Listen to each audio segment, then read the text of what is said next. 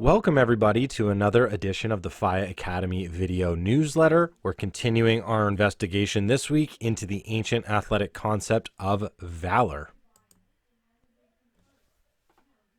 Always great to see everybody. I hope we're all keeping well. This is our fifth time now talking about this ancient concept, valor.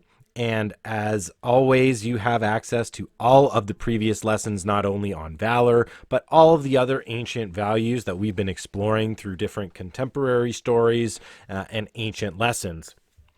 You've got access to that through the email, right? You've got that link at the bottom of the email that takes you directly to the Phya Academy playlist on YouTube, right? So go ahead and go back and watch some of those older videos. But I wanted to revisit this concept of valor this week, and you'll see why when we get to our contemporary example. And to just reiterate what valor is, it's strength of mind, spirit, or character that enables one to encounter danger with firmness. So it's similar to courage or bravery, but it's got a physical kind of a component to it. It's meant to express our ability to overcome fear of physical pain or physical destruction. And when we're talking about athletics, like this is an absolute perfect match when we talk about the struggles and the sacrifices that athletes make, right? Athletes injure themselves in competition. Athletes grit through pain and injury in training. Right. And this is one of the reasons why we praise them, right? It's kind of their representational sacrifices of their body, of their time, in order to achieve, in order to strive. This is one of the main reasons why the ancient Greeks, but also in our contemporary society, we hold athletes high up on a pedestal in terms of heroes or in terms of role models. But what about this idea of the ultimate sacrifice, or athletes who face the ultimate type of destruction when it comes to our physical bodies, talking about death? And in some of our previous lessons, we've actually talked about ancient athletes who chose death over defeat. We've talked about athletes who have used athletics as a means to start wars or as a means to highlight their ability in war. And given that the world is in an interesting place geopolitically, I thought that we could revisit this concept and this idea through something that is just blowing my mind, and I can't get it out of it. So we're talking about it. And that is, earlier today, I saw viral tweet, news articles about the mayor of Kiev and his brother standing tall in the face of Russian aggression. So I'm recording this on Friday afternoon. Who knows what things are going to look like in terms of the geopolitical conflict between the Ukraine and Russia. I'm not even going to take a position necessarily on what I think this conflict is about. I don't think that's necessary for this lesson. But what I want to talk about is examples of leadership and bravery and valor. And that leads me to talking about Wladimir and Vitaly Klitschko. Now, these are royalty in the world of boxing. Specifically, both of these brothers, Vitaly is the younger, he's 45. Vladimir is the older brother, he's 50 now. Both in their primes were the world heavyweight champions, and both are current Hall of Fame boxers. They've already been inducted into the World Boxing Hall of Fame. They are Ukrainian, right? And Vitaly is actually the mayor of Kiev. And they've been all over the news in the last day or two for their willingness to defend themselves, defend their country, defend their countrymen, and fight, maybe not necessarily on the front lines, but to be prepared and ready to fight. So both Vitaly and Vladimir have signed up for the Ukrainian military. And this is just something that I believe deserves a lot of admiration and respect. Again, it doesn't matter what side of the conflict you're on. I know in the West we're all pro-Ukraine. There's a bit of a nasty history in terms of Ukraine and aggression and NATO's role in all of this. And as I said, I don't want to get involved with the geopolitics. What I want to do is focus on the example of leadership, bravery, courage, and valor, because I don't think it's a stretch to connect what these brothers have done in their athletic careers to what they're showcasing now. These are two individuals who engaged in an extraordinarily dangerous sport, in a combat sport. Boxing is a sport where you do take your life and the life of your opponent in your hands and their hands every time you go into the ring. And it's not something that we do see frequently in terms of boxers dying in the ring, but it's also not infrequent, and it does still occur. And so these are two individuals who are used to facing down death, used to overcoming adversity and struggle. They're used to being in bad situations and literally fighting their way out of them. And we can look at this connection as being boxers and now being willing as leaders to stand and fight for their country. I mean, these are multi-millionaire individuals. They could hop on a plane. They could get to anywhere they wanted to go safely. They could advocate their positions from a place of refuge and a place of luxury even, but they don't. They're in Ukraine. They're in Kiev. And they're ready to go. They're enlisted alongside their fellow citizens.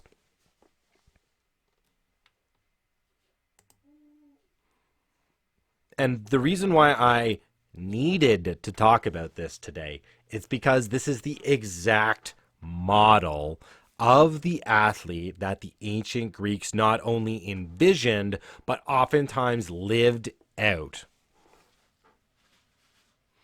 And I've talked about, athletes dying in the ring. I've talked about athletes leading their city states into battle in past videos.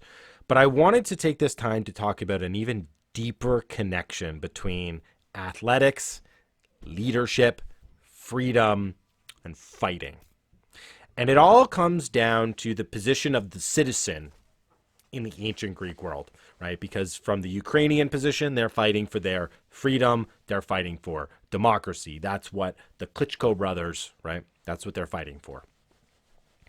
And when we look all the way back to the ancient Greeks, this is the connection. This is the mix of qualities, characteristics, but also occupations that lead us to this connection between athletes, leaders, fighting, and freedom.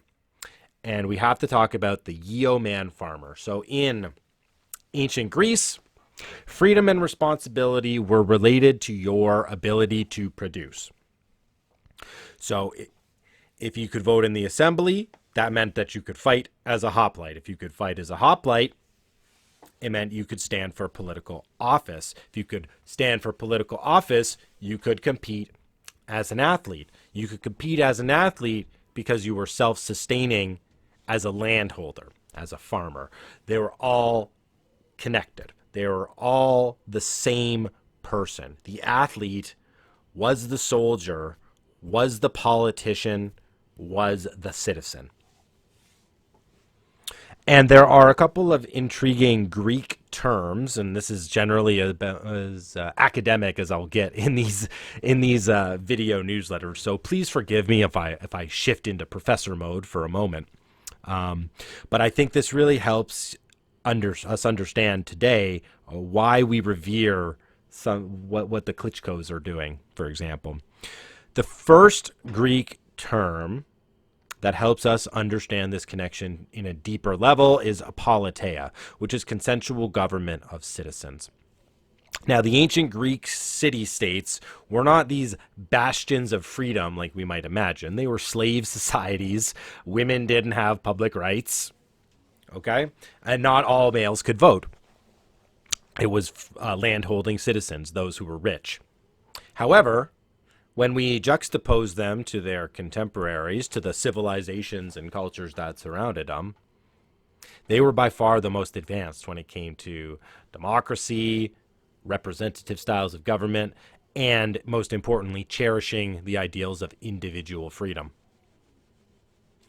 This was also accomplished through, right, the ability to buy, sell, make contracts, and to engage in commerce freely, kerdos. So societies that allow individuals to determine for themselves their destiny based on their own ambition, their own hard work, their own intelligence.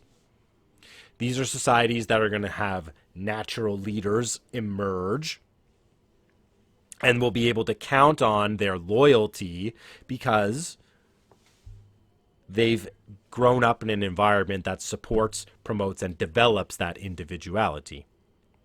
And this leads to responsibility. Kleros, self-protection of land and property.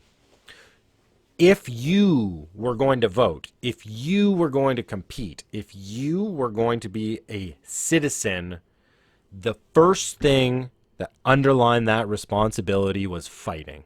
You had to provide armor, arms, and equipment for yourself. You had to be physically fit. You had to be mentally sharp. You had to be ready to fight at a moment's notice. That's what guaranteed you this autonomia, independence and escape from coercion. So freedom is dependent upon responsibility, and that responsibility is a duty, right, in terms of protection and leadership.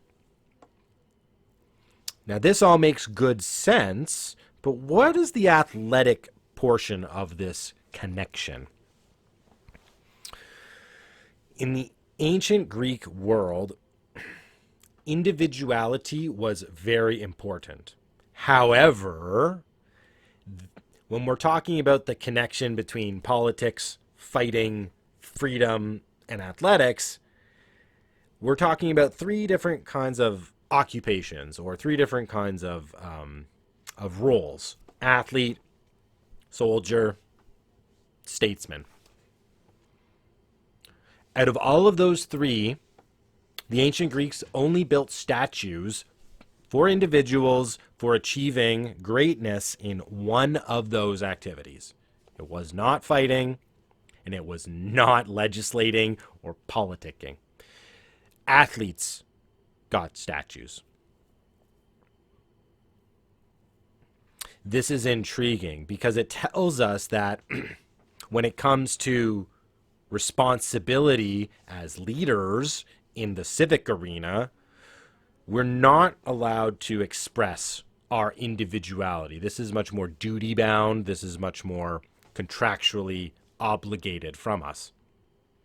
Yet, athletics are the place where we can express our individuality, where we can strive for greatness, where we can be ambitious, where we can show off, where we can brag a little bit, and it's not unbecoming to that ideal of our responsibility as leaders or as elites in society. This means that warfare and sport share this incredibly strong connection in the ancient Greek world. So strong that the ancient warfare that the Greeks fought against each other, like the ancient hoplites, was much more like a sport and a game than any kind of warfare that we see today.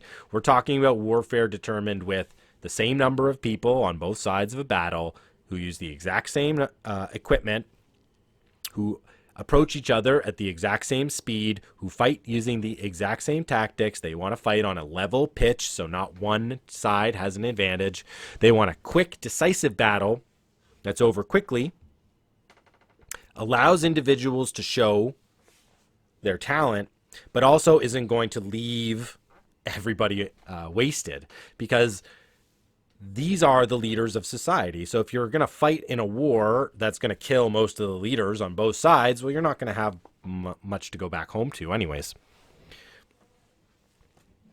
And so the warfare of the ancient Greeks reflected this responsibility and even in turn came to look like sport, came to look like a bunch of athletes with weapons on both sides as opposed to bloodthirsty soldiers who will kill and kill mercilessly. And this, I think, really highlights the true incredible, incredible act of valor, courage, and bravery of the Klitschkos. They're essentially living out the ancient prescriptions that athletes were supposed to observe and demonstrate in the ancient Greek world. Remember, the athletes were soldiers, the athletes were farmers, the athletes were politicians, the athletes were citizens. The Klitschkos give us this amazing contemporary example of this combination in action. Two former world heavyweight champions, rather than abandoning their leadership positions in their country, they put themselves on the line. It's a pretty remarkable story with remarkable historical connections. But what does that mean for us? How do athletics engender courage to fight with your life? This is something that the ancient Greeks maybe not explicitly believed, but certainly made the connection between training in athletics and preparing and fighting in war. And it's certainly exemplified through the Klitschkos, boxing into fighting. But what does it mean for us, especially because we're not facing an invasion by an aggressive and hostile country? What athletics should do is they should, what's the best way to put this? There's so many ways to think about this. What athletics should teach us is to ennoble our lives. To ennoble our lives with sacrifice, right? Through training, through discipline, through structure, through competition, through accepting loss, and being humble and gracious when we win. All of those are supposed to empower you with individual agency, that you can make a difference, that when you put your mind to it, you can accomplish what you set out to. And this can translate. We've talked a lot about how physical strength can translate into moral strength, how doing hard physical things can make it easier to have difficult conversations or face other situations that you're fearful of. But when it comes to this idea of what are you willing to risk it all for, I think the lesson of the Klitschkos and the lesson of the ancient Greeks is that we have to align our sacrifices with meaning, and we can't do these things in vain. We can't do these things without purpose, and we cannot do these things without some kind of an intention. And when you think about purpose, meaning, intention, and action, in our minds, we should be thinking about, well, what would I do if I was put into this situation? What am I willing to stand up for? What am I willing to put it all on the line for? We see athletes doing this all the time, particularly like extreme athletes. Think of like alpinists, mountain climbers, like base jumpers, the people who just live off of adrenaline. They use their bodies as a means of expression to proclaim their agency and almost to laugh at death or to cheat death in a sense. So we know that athletes have this power when it comes to confronting the ultimate sacrifice. We don't necessarily have to think about it in terms of life or death, but figuratively, sometimes these difficult situations can feel like that. And so what I want us to take away from the Klitschkos, what I want us to take away from this ancient connection between freedom, sport, fighting, and leadership is that sport really can ennoble us to be braver than we think. That in difficult times, we can lean on those sacrifices and struggles that we've gone through physically with our body, emotionally and mentally with our minds, and spiritually with our souls, to understand that we have more that we have more within us than we oftentimes think, and that we can face sometimes even the most daunting of challenges or situations with bravery, courage, and that ultimately displays our valor and our honor. All right. See everybody next week with the next video. Always love getting these out to you guys. Okay. Have a good one.